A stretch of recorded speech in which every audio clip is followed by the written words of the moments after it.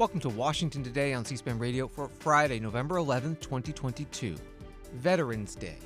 Vice President Kamala Harris placing a wreath at the Tomb of the Unknown Soldier and delivering remarks at Arlington National Cemetery, saying to the nation's veterans, every day through your life's work and your example, you make America stronger. On Veterans Day, we come together to express our profound gratitude for all you have done and you continue to do. We'll also hear from Veterans Affairs Secretary Dennis McDonough at Arlington Cemetery and Defense Secretary Lloyd Austin at the Vietnam Veterans Memorial Program. Vice President Harris at Arlington Cemetery because President Joe Biden is overseas at the United Nations Climate Summit in Egypt. He told the audience there that addressing climate change is more urgent than ever, and we can no longer plead ignorance of the consequences of our actions or continue to repeat our mistakes. He announced tighter restrictions on emissions of methane, a potent greenhouse gas. U.S. House Republican delegation also traveling to Egypt for the climate summit. We'll hear from a leader, Garrett Graves of Louisiana, about how Republicans view this issue, especially since they may soon have a majority in the House. On the midterm election results, we'll hear from Republican Congresswoman Liz Cheney of Wyoming and Republican Senator Mike Lee of Utah. And an update from NASA on any damage to the Artemis 1 moon rocket, which was on the launch pad in Florida when Hurricane Nicole roared through. First Lady Jill Biden hosted a Veterans Day breakfast at the White House this morning, announcing new support for children who live with wounded service members and veterans, the program called Hidden Helpers Coalition. Then the First Lady, joined by Vice President Kamala Harris, the Second Gentleman Doug Emhoff, and cabinet officials, went to Arlington National Cemetery.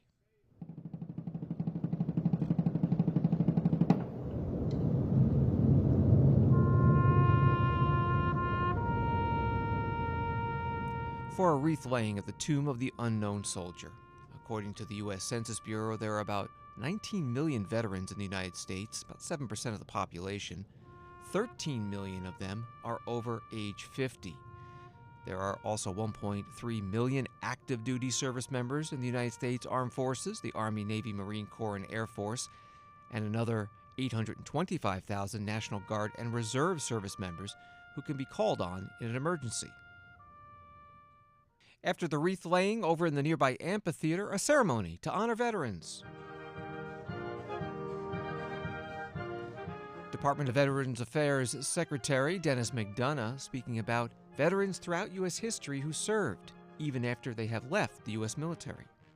When our country needed someone to finally break the color barrier in Major League Baseball, it was Lieutenant Jack Robinson who did it, with his talent only exceeded by his courage, discipline, and determination. When our country needed to win the space race, it was Lieutenant J.G. Neil Armstrong who planted his foot on the moon in that giant leap for this nation and for all mankind.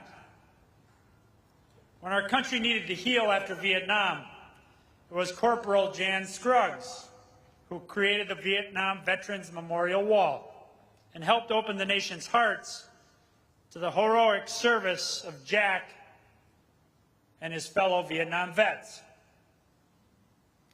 When our country needed, for the first time, to embrace the needs and challenges of disabled American kids, it was World War II veteran Dr. Samuel Kirk, the father of special education, who led that historic change.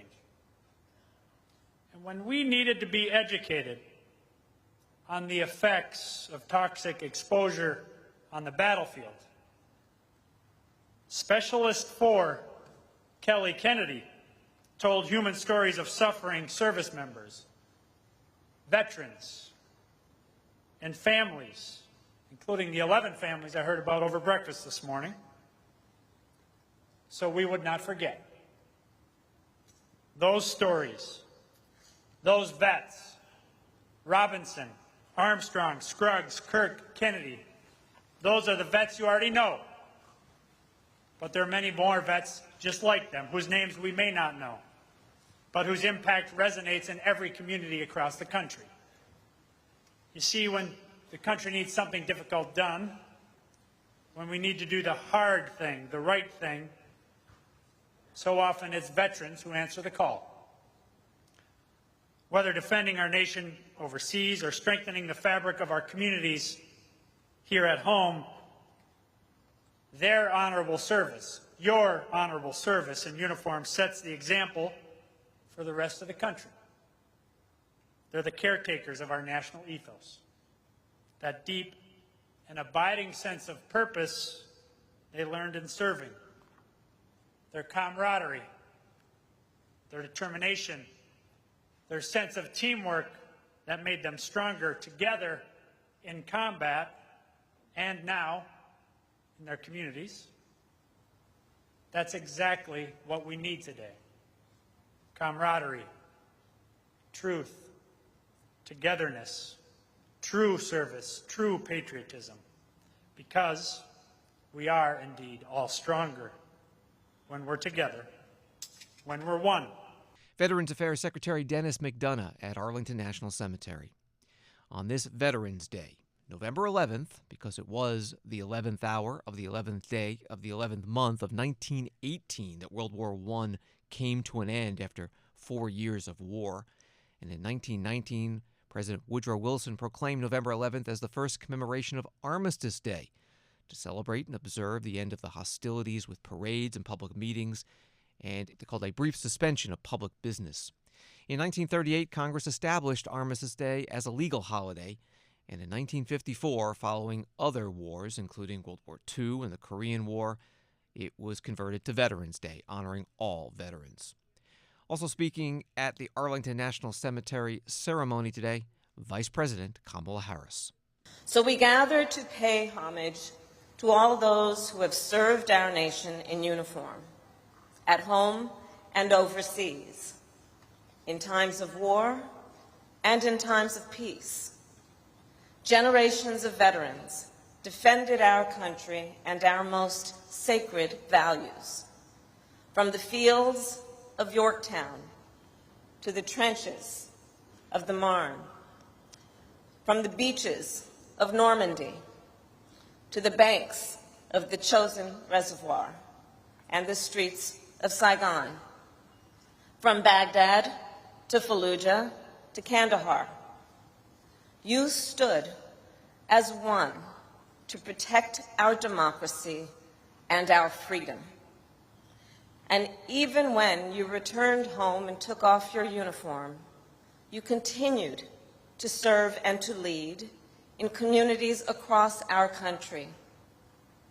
Veterans, after all, are nurses and firefighters, Little League coaches and small business owners, faith leaders and elected officials, mentors and teachers. Every day, through your life's work and your example, you make America stronger.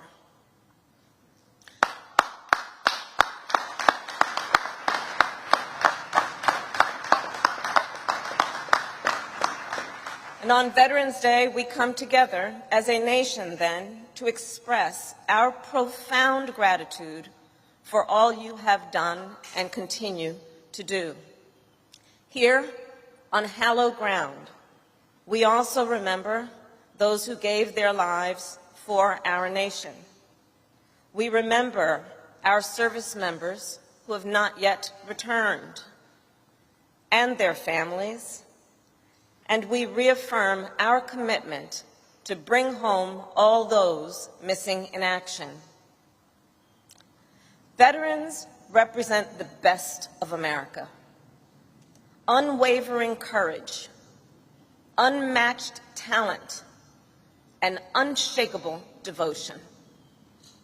You come from every corner of our country, and out of many, you become one, the greatest fighting force in the world.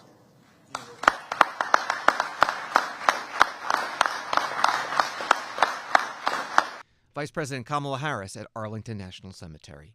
Both she and VA Secretary Dennis McDonough also highlighting the work of the Biden administration. The work, they say, is improving the lives of veterans and their families. including the recently signed law called the PACT Act that expands VA health care and benefits for veterans exposed to burn pits, Agent Orange, and other toxic substances. There are nearly 400,000 people buried at Arlington National Cemetery, which sits on over 600 acres of land in Arlington, Virginia. C-SPAN interviewed a couple of years ago the executive director of the Army National Military Cemeteries, Karen Durham Aguilera, about how it operates. What's remarkable in a major metropolitan area near an airport, near the Pentagon, is just how peaceful it is. Well, we've tried to make it feel that way as much as we can. For example, we want all of our families that are there to see their loved one laid to rest to feel as if they're the only ones there in the cemetery. So we manage using the entire cemetery. There will be 5 or 6 burial services going on at the same time, starting at 9 in the morning until about 4 p.m. in the afternoon.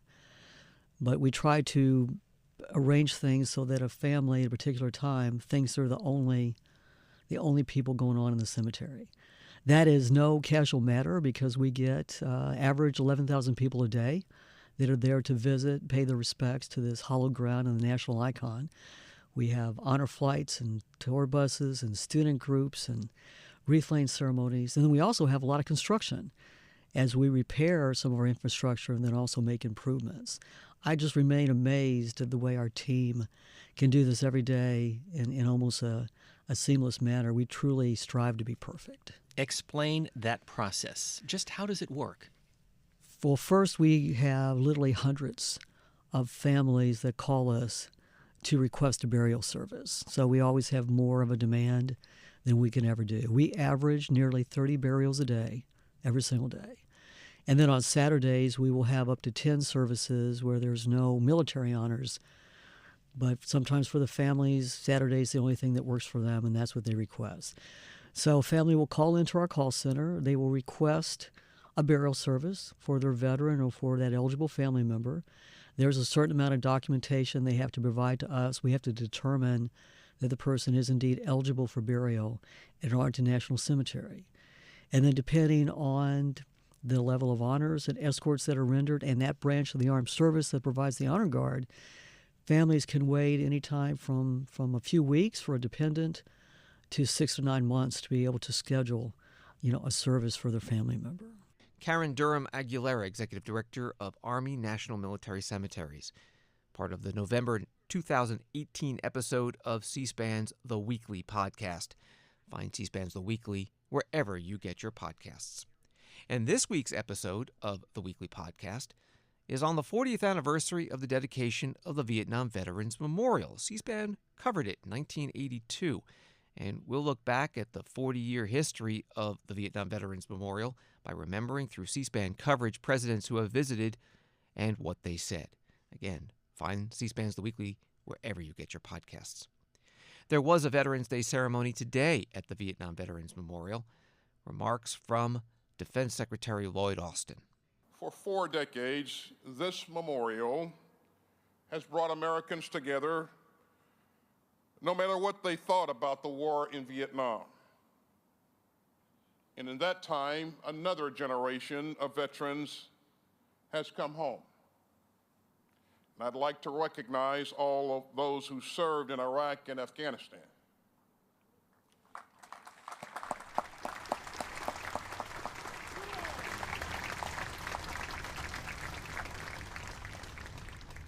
Each of you is also a part of that story of service.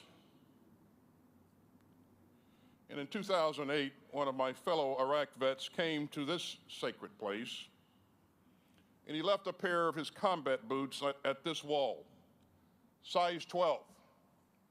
And along with the boots, he left a note on Marine Corps stationery.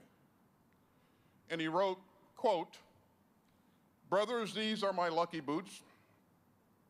They got me through 2 wars on the ground in Iraq.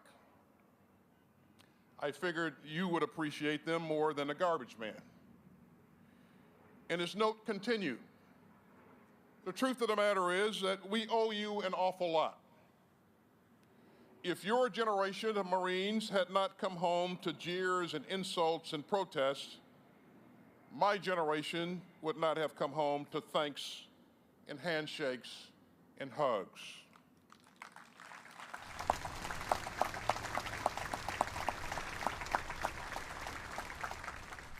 And he ended by saying, "Rest easy, gents." And he signed it as Frank, First Lieutenant, United States Marine Corps. And as Frank said, American troops should always come home to thanks and handshakes and hugs. And as we know, after the Vietnam War, that wasn't always the case. Yet so many veterans worked to build bridges, to heal the nation's wounds, and to ensure that their successors would be treated with dignity and respect. Let me also recognize Jan Scruggs and Bob Dubik for their tireless work to build this memorial and its 40-year legacy, a legacy of healing, a legacy of remembrance, and a legacy of understanding. To all of our veterans, by lending your talents to the United States military, you made us stronger and smarter. By serving with courage and compassion, you set an example for the next generation. And by giving so much, you reminded us that this democracy is worth defending. Defense Secretary Lloyd Austin at the Vietnam Veterans War Memorial, the program on this Veterans Day. Many members of Congress tweeting this Veterans Day. Josh Harder, Democrat from California, writing, "This Veterans Day, I'm thinking of my grandfathers and all of our Valley's veterans. Their service is why we're able to enjoy the freedoms we have today. We should never take that for granted." And from Senator Bill Hagerty, Republican from Tennessee, "We owe an immeasurable debt of gratitude to generations of Americans who courageously answered the call to serve our great nation. To our veterans, thank you for your service. It will never be forgotten. God bless you, and God bless America." West Virginia Governor Jim Justice, a Republican, posting this video. Hello, everyone. It's November the 11th. It's a really, really, really special day. Veterans Day. A day absolutely all of us should stop, pause. I'm your governor, Jim Justice, and I'm with you today in front of this amazing facility, the West Virginia Veterans Nursing Facility. And what they do here is off the chart. It is almost world-renowned, but it's surely nation-renowned. The work here that goes on is phenomenal. So much of our population in West Virginia have absolutely stepped up, so many. 10% or more of our population today are veterans. With all that being said, just think of how we've answered the call. And I've said it so many times. You know, really and truly, we owe all, not parts. We owe all of what we have in life to our veterans. We owe all that gave the ultimate sacrifice. We owe all to the active military that have given us everything that we have, all of our freedoms, the ability to enjoy this incredible day. Many of these folks stepped up and are hurting in lots of ways. And today, we're able to provide services, but we should do more. We should absolutely, with all in us, remember that November 11th is only one day, but a day that absolutely signifies just how important our veterans really are. But we should think of them every day. I challenge and I ask all of you in each and every way that absolutely today, take time, whether it be a granddad or a brother or it be a sister, whomever it may be, take time to acknowledge someone in our military, especially our veterans today, and absolutely remember all those that gave the ultimate sacrifice for each and every one of us. It is an absolute honor for me to be able to be with you today and be with you at this incredible facility. Thank you so much for having me. God bless each and every one of you, and God bless our veterans in every way. Video posted by Governor Jim Justice, Republican from West Virginia. A few other Veterans Day notes: the National Museum of the American Indian in Washington, D.C., dedicating today a memorial honoring Native American veterans. And up in New York City, a long tradition continues, the country's oldest and largest Veterans Day parade. The first was held in 1919. President Joe Biden not able to attend Veterans Day events in the U.S. because he began an overseas trip. The first stop, Egypt, for the United Nations Climate Summit. The president tweeting, "Our veterans are the spine of America, and as a nation, we have but one truly sacred obligation to prepare and equip the brave women and men we send into harm's way and care for them and their loved ones when they return home." And at the start of his speech at the Climate Summit, he paid tribute to veterans. Let me start by acknowledging that this day is a day of commemoration at home in the United States. It's Veterans Day. America's veterans and their families, survivors and caregivers, are the very spine and soul of the United States. And on this special day, on every day, I honor all of those who sacrificed for our nation like my son. I want to thank one proud American veteran, a lifelong public servant, a dear friend, and literally one of the most decorated men to fight, Special Envoy for Climate, John Kerry. John,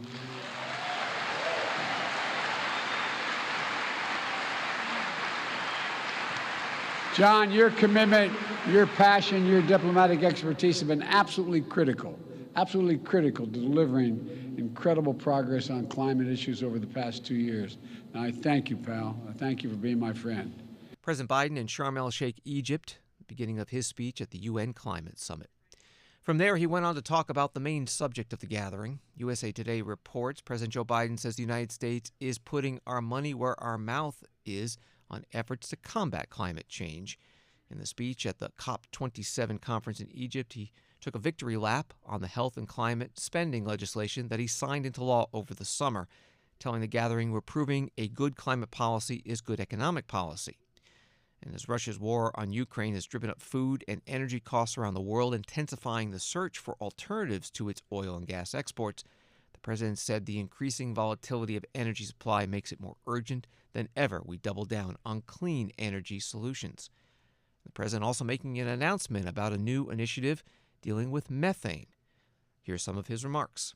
True energy security means that every nation is benefiting from clean, diversified energy future. No action can be taken without a nation understanding that it can use energy as a weapon and hold the global economy hostage. It must stop. And so this gathering must be the moment to recommit our future and our shared capacity to write a better story for the world. Let's build on our global climate progress, raising both our ambitions and the speed of our efforts. The science is devastatingly clear. We have to make vital progress by the end of this decade. And that's why the United States is rallying the world around climate game changers. I launched one such game changer last year in the European Commission President von der Leyen, the Global Methane Pledge. We started it with the EU and 8 other countries. In Glasgow, it grew to more than 100 countries. Now more than 130 countries have signed on to covering more than half of the global methane emissions. Methane is 80 times more potent than carbon, and it accounts for nearly half of the net warming we're experiencing now. So cutting methane by at least 30% by 2030 can be our best chance to keep within reach of 1.5 degrees Celsius target.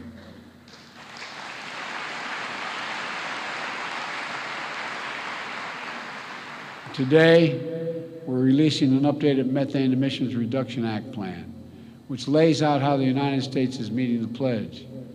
We're investing more than $20 billion in domestic methane mitigation to do things like cap orphan wells, leaking methane, improving industrial equipment in the oil and gas sectors to reduce emissions. It also lays out strong regulatory actions, including a new proposal from our Environmental Protection Agency to strengthen standards on methane across sectors, especially from super emitters, to make sure it's not released into communities impacting on public health.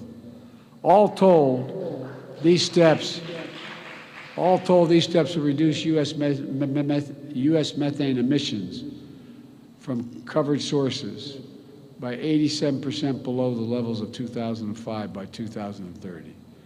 President Biden at the UN Climate Summit in Egypt. He also held a meeting with the Egyptian President Abdel Fattah el-Sisi. And from there, the president travels to Cambodia for a meeting of the Association of Southeast Asian Nations, and then on to Indonesia for the Group of 20, or G20 Leaders Conference. While in Egypt, the president also meeting with the Democratic members of the U.S. Congress who have made the trip to the climate summit, and several of those members holding their own news conference. Congressman Frank Pallone, Democrat from New Jersey, chair of the Energy and Commerce Committee, saying that Democrats in the House will continue to advocate for legislation and funding to deal with climate issues, even if Republicans end up in the majority. We still have to do more to achieve a clean, sustainable future, and we're going to continue the fight. And regardless of what happens in the consequences of the last election, I just want our global partners to know that Democrats are prepared to fight any Republican attempts to undermine these gains. Republicans have made it clear that they're going to push an extreme agenda that favors fossil fuel and corporate special interests over the interests of the American people and our allies. And Democrats are here to make it clear that we're going to aggressively oppose any proposal that would gut or weaken our hard-won climate achievements, because they were hard-won. And just solving this global problem requires global cooperation, and we're not going to falter in our commitment or in our determination to tackle the climate crisis head-on, as we've done in the last Congress. Congressman Frank Pallone, Democrat from New Jersey, currently chair of the Energy and Commerce Committee, a news conference with other House Democrats at the UN Climate Summit in Egypt.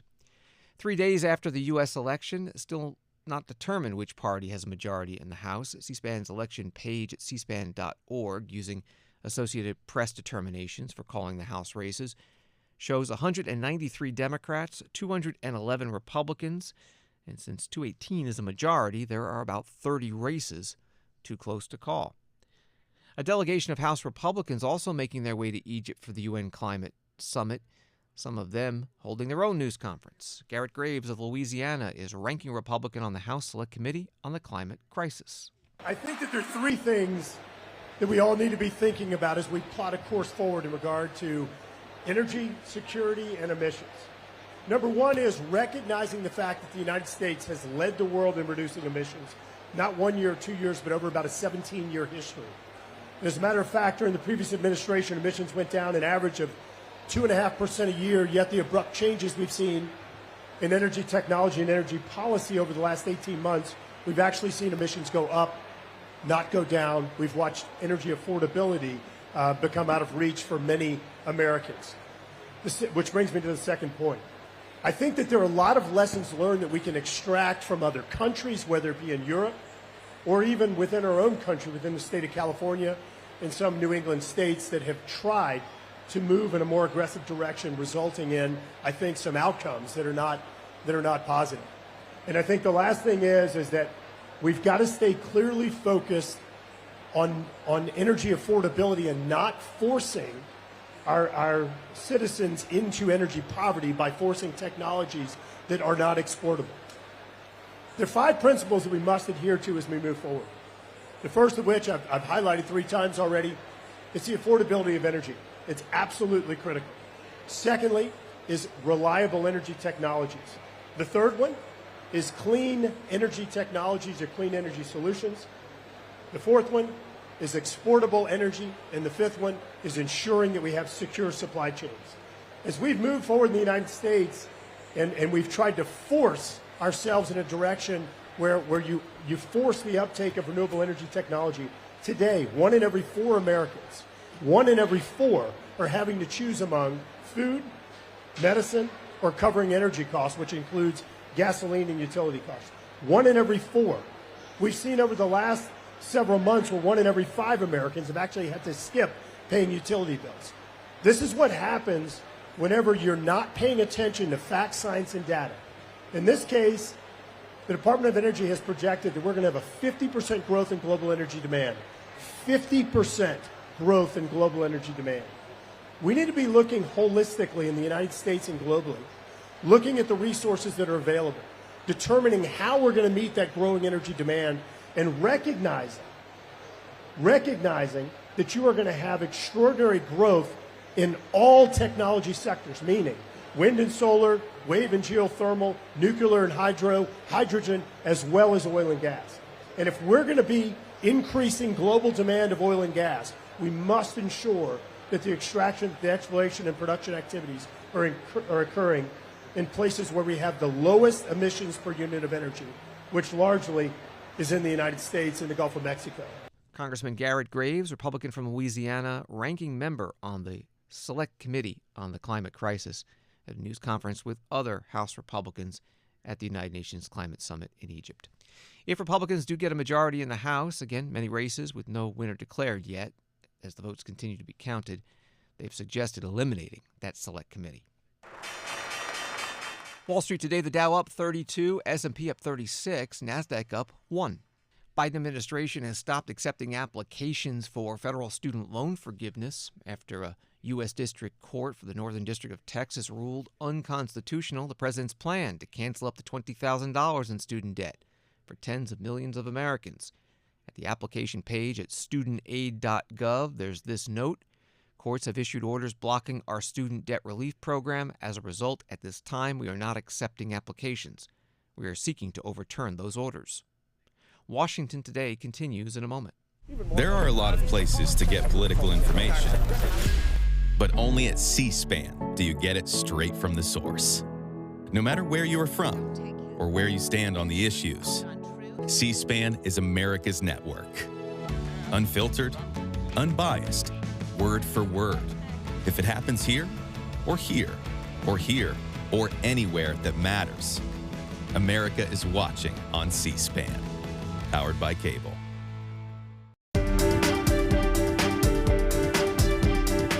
Welcome back to Washington Today, which you can get as a podcast wherever you get your podcasts and on the free C-SPAN Now mobile app.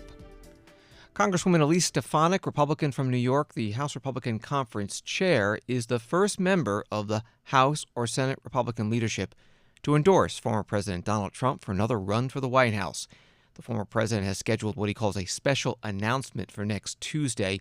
There is speculation he may say then he's running again for president. Congresswoman Stefanik, in a statement to Breitbart News, writes, "I am proud to endorse Donald J. Trump for president in 2024. I fully support him running again. Under his presidency, America was strong at home and abroad. Our economy was red hot. Our border was secure. Our neighborhoods were safe. Our law enforcement was respected, and our enemies feared us." She also says it's very clear Donald Trump is the leader of the Republican Party. Another Republican House member with a different perspective, Liz Cheney of Wyoming, vice chair of the January 6th committee, speaking today at the University of Chicago Institute of Politics about the midterm election results and the influence of former President Trump. The fact that we are here on Friday and we do not know which party is going to control the House or the Senate tells you a lot about defying expectations. I think about the extent to which it was a victory for Team Normal. I think you saw many candidates who were reflecting sort of the election denialism of President Trump rejected. Not all of them, and some races are still left to be called, but I think it was a really important and frankly hopeful outcome for democracy. So it sounds like you're left feeling optimistic about the future of democracy. Can you make me feel better? Well, look, I mean, I think we have a long way to go, and we certainly have a threat that we have never faced before in our country in terms of a former president who tried to overturn an election, tried to prevent the peaceful transfer of power, and who still is saying things that he knows caused violence on the 6th, and for whom there's still tremendous loyalty inside the Republican Party. And I think it's a dangerous moment. We have a lot to do, but I think that the outcome this week was certainly a step in the right direction, and a very important step in the right direction. So given the fact that election deniers did not fare very well this week, do you feel like Trump's influence over the Republican Party is waning, or is it, if he announces, do you think he'll be a likely nominee? Look, I think that My view obviously was after January 6th, the party should clearly have said that is a line that can't be crossed, and should clearly have said, we're not going to be in a position where we're embracing insurrection or excusing it or whitewashing it. And so, I thought that was obvious, and certainly most elected officials in my party did not do that. People talk about Donald Trump these days as the biggest loser. And I think that's true. If you look at the record from 2018, from 2020, from the special election in 2021, from 2022. So I think that's an important point. I also think, though, that as a party, we need to be clear that we should not be embracing him even if he were a winner, because what he's doing and what he advocates is so dangerous. And it does seem like a fair number of stalwart supporters of the past turned away from President Trump with this week's election results. But there were a lot of people who started off repudiating election deniers who eventually came around to supporting them. Do you feel like there's a stiff enough spine in the party to stand up against future insurrections, or are we worried about January 6th, 2025? No, we definitely need stiffer spines. I mean, that's for sure. And I think that elected officials need to understand that words matter.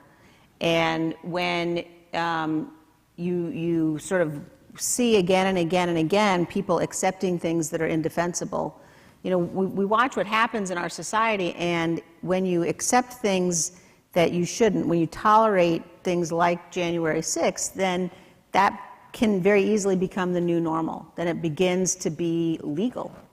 And I think that's a big danger for us. And I think that, we need to make sure that with our votes, we are encouraging those people and supporting those people who will stand up for the Constitution.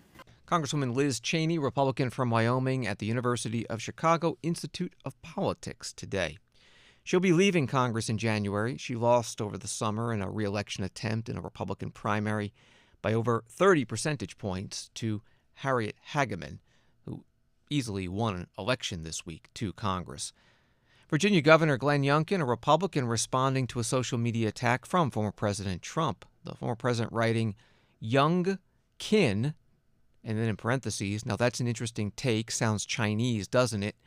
In Virginia, couldn't have won without me. Governor Youngkin telling reporters that he had not seen the post and, quote, "You all know me. I do not call people names. I work hard to bring people together. That's not the way I roll. That's not the way I behave." Senator Mike Lee, Republican from Utah, will be returning for another 6-year term. He got a challenge from an independent Evan McMullin, who had the endorsement of the Democratic Party in that state. But Mike Lee defeated Evan McMullin 59% to 41%. Senator Lee today at a Federalist Society event in Washington asked about the overall performance of the Republicans this year. Hi, Senator. Thank you so much for your time. So since you offered to let us ask about politics, I'm going to. We just had a midterm election, or rather... I heard. Or arguably are currently having one in a few states. And a red wave was very much expected, and what ended up happening can only best be described as a red trickle. So I would just ask, what are your... Described as what? A red trickle. So I would just ask, what do you think the party needs to do to reinvent itself in 2024? And what should be our takeaways from what just happened? Also, congratulations on your own re-election. Thank you. Thank you.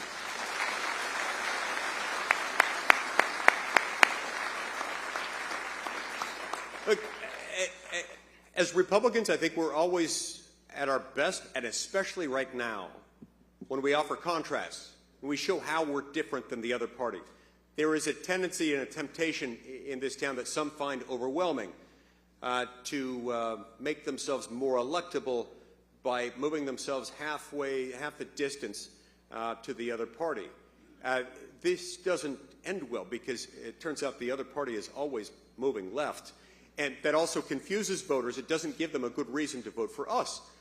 I've always believed that we would do well, especially as Republican politicians seeking federal elected office. We will always do much better if we say, look, the federal government's too big and it's too expensive because it's doing too much stuff that it should never be doing. And here are the departments we would shut down.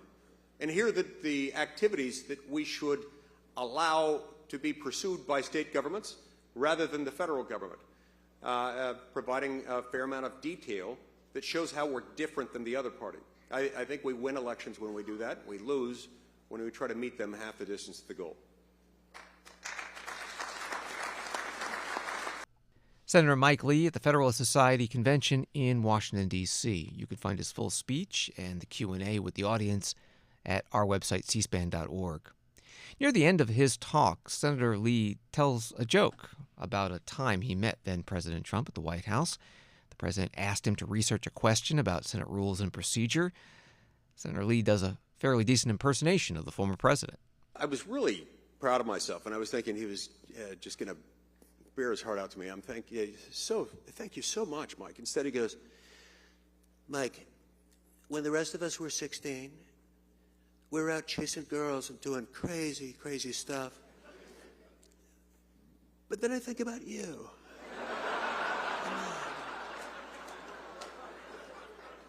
At 16, you're not doing that, Mike.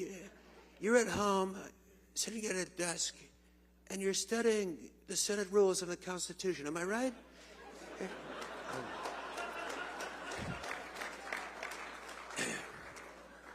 And I said, well, it's not far off. Yeah, it's kind of true. But I did like girls. In fact, that's where I met Sharon, and he goes, yeah, good point. He said, I knew it. I knew that was you. And then he turns around and he says to all the staff, and this is the critical part, and yet he has a beautiful wife. I don't understand. Senator Lee at today's Federalist Society program. This is Washington Today.